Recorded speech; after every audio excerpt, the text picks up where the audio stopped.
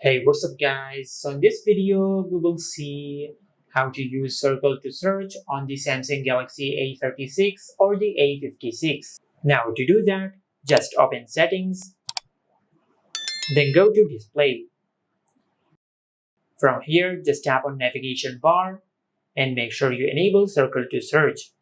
Now once you enable circle to search, you can enable circle to search when you tap and hold on the home button of your smartphone. Now after that, just circle on anything on the screen to search. Just like that.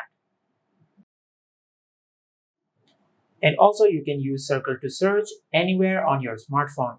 And you can even use it within another app on your smartphone.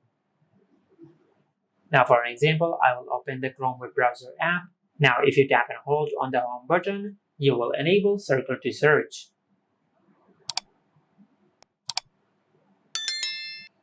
Just like that. And this is how you can use circle to search on the Samsung Galaxy A36 or the A56. Make sure to like, comment, and subscribe. Thank you for watching.